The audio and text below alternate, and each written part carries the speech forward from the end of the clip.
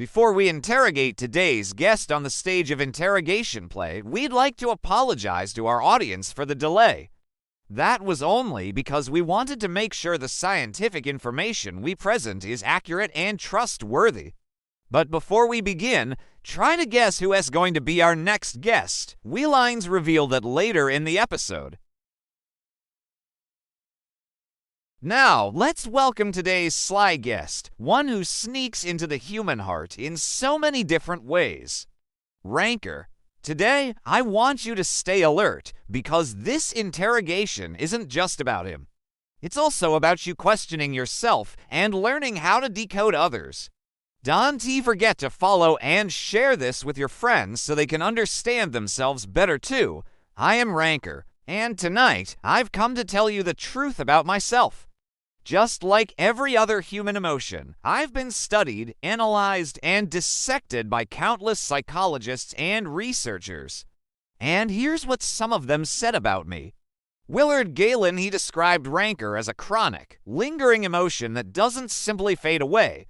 Instead, it's constantly fed by recurring thoughts of harm and injustice. Galen argued that rancor is not just a passing feeling, but a cognitive emotional disorder, one that slowly transforms into a destructive force capable of driving mass hatred and violence.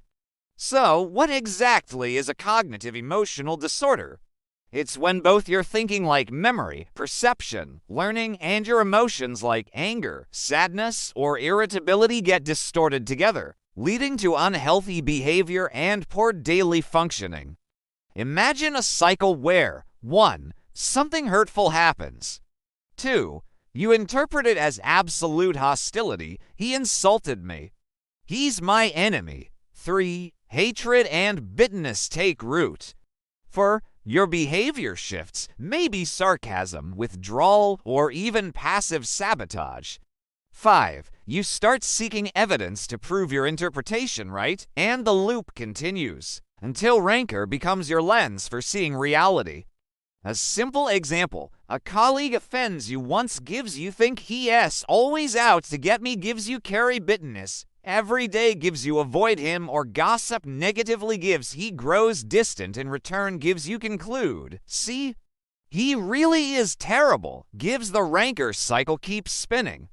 Barrett Brogard hatred, understanding our most dangerous emotion. Brogard classifies rancor as part of antagonistic emotions, alongside anger, contempt, and envy.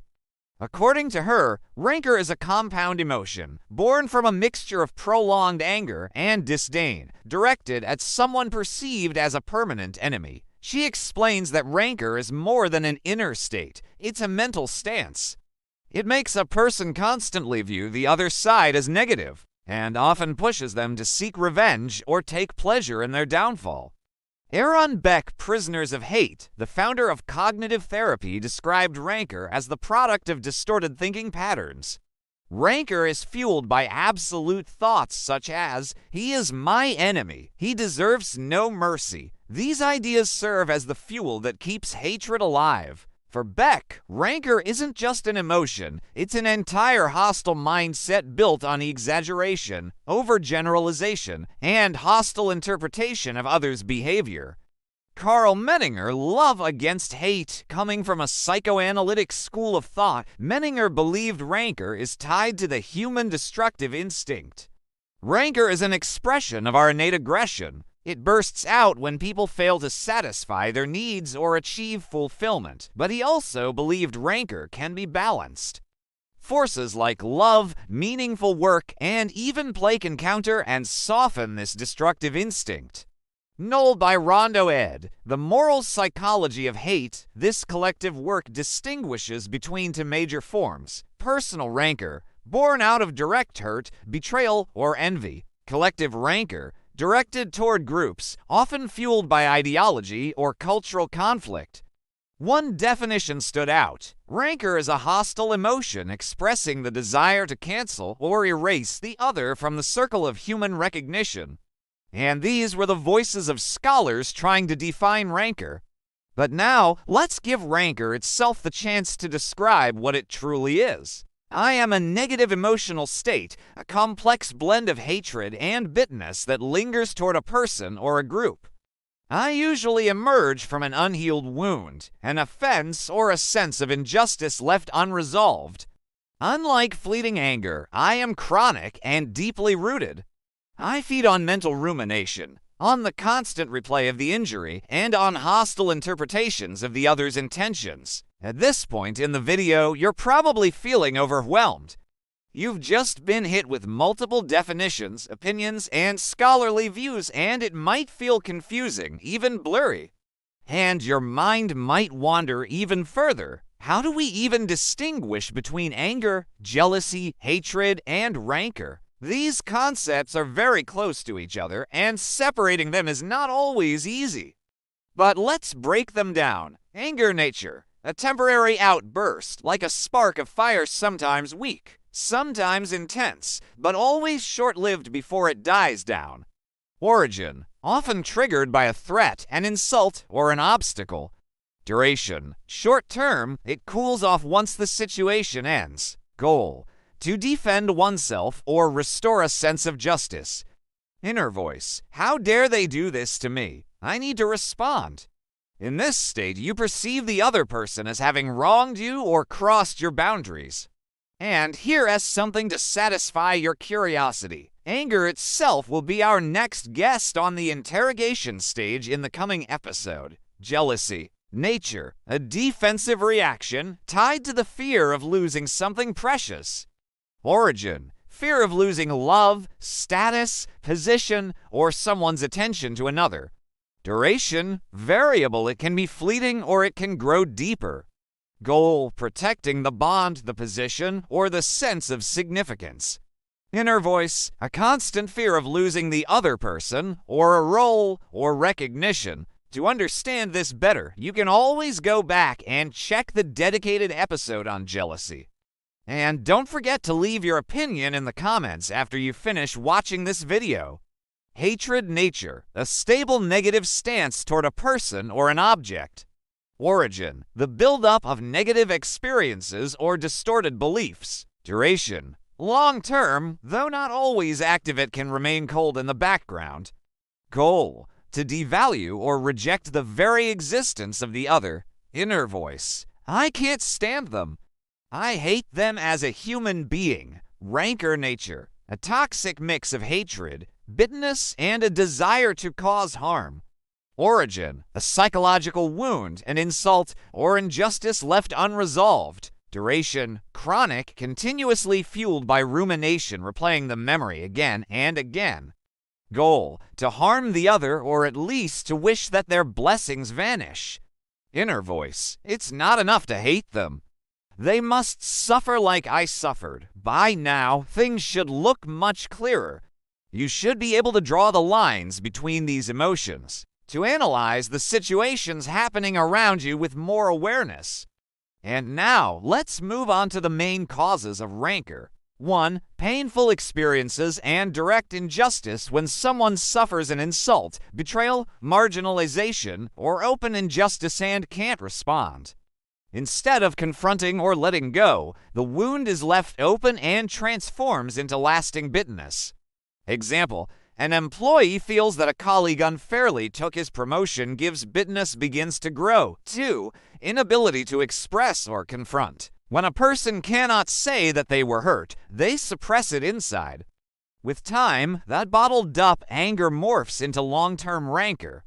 Example, someone wrongs you, but you stay silent. Gives the silence creates the urge to get back at them differently. 3. Social comparison and feelings of inferiority. Description, you see someone else's success or blessings and you feel unfairly deprived, convinced you deserve it more.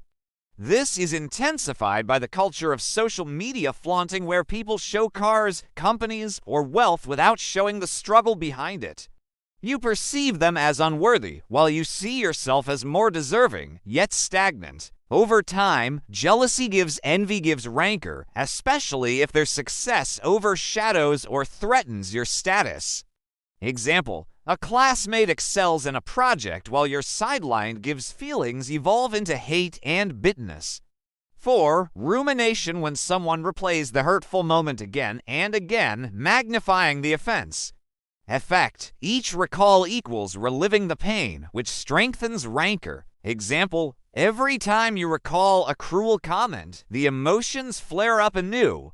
5. Upbringing and learned values. Rancor can be learned during childhood. If a parent is spiteful, the child imitates. Later in life, when faced with a threat, the child, now adult, chooses rancor, viewing forgiveness as weakness. Rancor is reinforced in environments that encourage hostility. Example: a group of friends or a society that promotes gloating or revenge. In such cases, rancor isn't just personal, it's socially supported. Example phrase from peers: don't let it slide. You have to strike back. 6. Weak sense of identity and self. Those with fragile self-esteem interpret even neutral comments as insults. Any minor criticism feels like an attack, which easily mutates into rancor. Example: a casual remark from a manager makes someone feel worthless, gives they hold on to a grudge long term. By the end of this, you can now see how rancor is not just hatred, it's a poisonous chain reaction. From injury gives suppression, gives rumination, gives social reinforcement, gives lasting bitterness. So, why does a human being fall into rancor in the first place? 1. Because it's a psychological defense reaction. Original function: the mind is trying to protect its owner from feeling powerless. Instead of translating the feeling as I am weak or oppressed, it becomes they are bad and deserve to suffer. It's like giving yourself an internal sense of justice, even when you can't achieve it outwardly. 2. Because it becomes an alternative way to cope with pain. In the face of pain and injustice, there are usually 3 options. 1. Direct confrontation, not always possible. 2. Letting go and forgiving requires inner strength. 3. Suppression, which eventually turns into rancor, the easiest but most dangerous. In this sense, rancor works as a psychological painkiller, a substitute for the frustration that was never expressed. 3. Because it's tied to identity and dignity. Every human being needs to feel valuable. When someone causes harm, it threatens this sense of self. Rancor then acts like a false restoration of dignity. Maybe they hurt me, but holding on to this anger proves that they were unjust and I am right. 4. Because it feeds on social comparison. Humans are naturally comparative creatures. When someone sees the offender doing better, protected, or successful, it creates a painful inner contradiction. Why are they thriving while I am suffering? The result: rancor builds up to restore a false sense of justice. They must be hurt so that the world feels fair again. In short, humans fall into rancor because the mind is searching for a way to protect itself from feelings of weakness and injustice. It transforms inner pain into outward hostility, giving the illusion of control and balance. Now, let's take a closer look at how rancor works inside the human body. The biological stress cycle. 1. The trigger stressors. Everything begins with an external or internal stimulus perceived as a threat and insult, fear, psychological pressure, or even the rancor itself. The brain, especially the amygdala, interprets the situation as danger. 2. The neural alarm. The amygdala sends a signal to the hypothalamus. The hypothalamus, acting as a control center, activates two systems. 1. The sympathetic nervous system, SNS. 2. The hypothalamic pituitary adrenal HPA axis. 3. The fast response SNS. Fight or flight. The adrenal glands release adrenaline and noradrenaline. The effects: O, heart rate increases. O, breathing accelerates. O, blood pressure rises. O, blood flow is redirected to the muscles away from non-essential functions. Digestion slows. O, muscles tense up, preparing the body for immediate reaction. 4. The long-term response HPA axis. The hypothalamus releases CRH, corticotropin-releasing hormone. The pituitary gland releases ACTH, adrenocorticotropic hormone. The adrenal glands release cortisol. Cortisol, O, maintains energy by raising blood glucose. O, temporarily suppresses immunity. O prolongs the body's readiness to face danger. 5. The recovery stage, if the threat ends, the parasympathetic nervous system PNS is activated. The results: O heart rate and breathing slow down. O muscles relax. O digestion resumes. O calming neurotransmitters like serotonin and dopamine are released. 6. When stress becomes chronic, if the stressor continues, cortisol levels stay high. This leads to a weakening of the immune system. Memory and attention problems due to effects on the hippocampus. Sleep disturbances. Increased risk of cardiovascular diseases, hypertension, and diabetes. In essence, rancor is not just a feeling, it's a biological storm that can reshape both mind and body when it persists. Now let's take a look at what science has to say about rancor and how researchers have tried to understand it. Study 1. Brain Response to Envy and Schadenfreude 2009. The first study is called Brain Response to Envy and Schadenfreude, published in 2009 in Science. Researchers used fMRI scans to see what happens in the brain when people feel envy or take pleasure in someone else's misfortune. They found that envy activates the anterior cingulate cortex, a brain region linked to pain. In other words, when you envy someone, it's like experiencing an inner wound. On the other hand, Schadenfreude, feeling joy when others fail, lights up the striatum, the brain's reward center. That explains why some people secretly enjoy it when others fall behind. Study 2. The Neural Basis of Envy 2018. The second study, The Neural Basis of Envy, was published in 2018 in Social Cognitive and Affective Neuroscience. Its main question was, is envy just a psychological state, or does it have a biological root in the brain? Using fMRI, scientists discovered that envy significantly increases activity in the anterior cingulate cortex, the same region tied to social pain. The more envy people felt, the more intense the brain's response became. Put simply, envy isn't just a thought, it's registered in the brain as a kind of inner torture.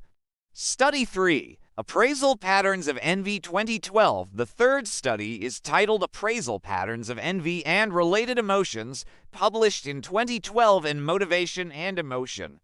Researchers wanted to know, why are there two different types of envy, one that pushes us to improve ourselves, and another that poisons us with hatred? Their experiments revealed that the difference comes down to how people perceive the situation. If a person believes someone didn't deserve their success, malicious envy appeared.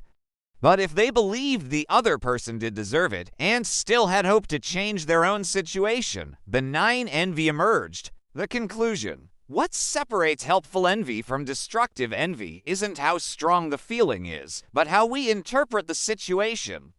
Study 4. Malicious Envy in the Workplace 2020. The fourth study looked at work environments, the pernicious effects of malicious versus benign envy in the workplace, published around 2020. Researchers studied 113 employees and analyzed how different types of envy shaped their behavior. They found that benign envy encouraged people to think about how to grow and develop themselves. But malicious envy led to feelings of injustice, negative emotions, and harmful behaviors like trying to sabotage colleagues or even damage the organization. The takeaway: malicious envy doesn't just harm the individual, it can destroy entire workplaces. So how can you transform rancor into a force that drives you forward? 1. Be honest with yourself. Even if you deny it to others, don't deny it to yourself. Acknowledging your rancor is the first step to controlling it before it controls you. 2. Channel the energy into achievement. Don't fixate on the person you envy. Redirect that fire into your own progress and let your results speak louder. 3. Learn from the other person. Instead of seeing them as a threat, ask yourself, what can I learn from their success? 4. Practice intelligent forgiveness. Forgiveness is not weakness, it's freedom. By letting go, you gain peace of mind and release yourself from emotional chains. 5. Work on your goals, set clear objectives for your future, and let every emotion, even the negative ones, fuel your journey towards success. At the end of the day, rancor needs something powerful to extinguish it, and that something is victory. When you succeed, you win, and that's it. Don't forget to share your thoughts in the comments, even if they're critical. See you soon in another play.